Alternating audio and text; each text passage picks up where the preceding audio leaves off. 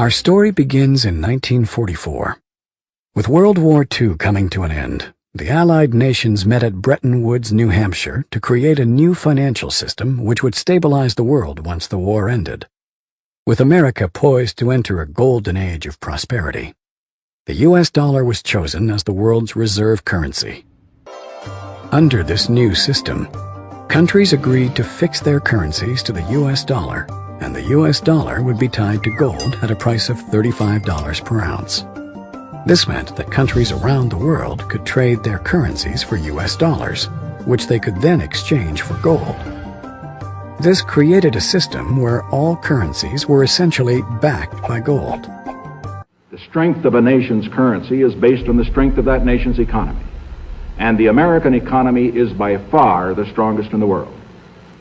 Accordingly, I have directed the Secretary of the Treasury to take the action necessary to defend the dollar against the speculators.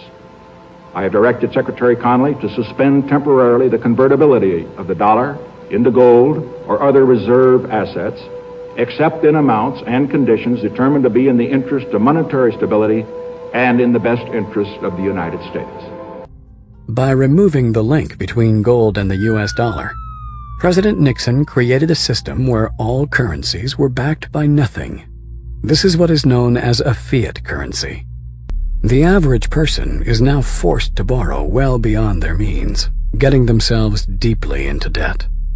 At first, this was to maintain a nice standard of living, but slowly, it has become necessary just to survive. By printing so much currency and devaluing it so heavily, it would seem that governments are essentially levying a hidden tax on their people.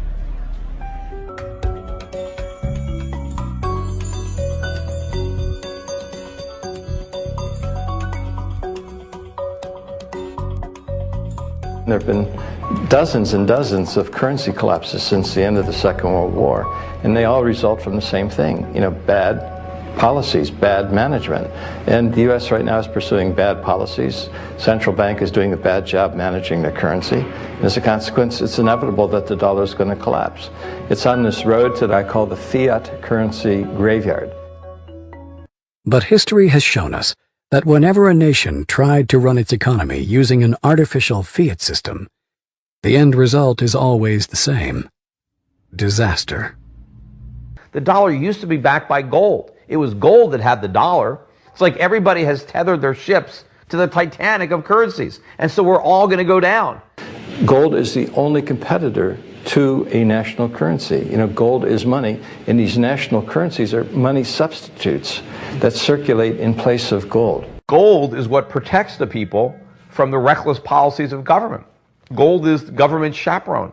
The government wants to be able to do whatever it wants. Gold stands in its way. So yes, gold is an enemy of big government, but it's a friend of freedom. It's a protector of individuals from government. It's not that the price of gold is going up. It's that the value of the dollar is going down. The price remains constant in terms of human effort and purchasing power. An ounce of gold today will buy the same thing it bought 2,000 years ago. If some catastrophic event happens, and we've seen them, how are you going to be protected? Gold is financial insurance. Would you rather have gold or a fiat currency?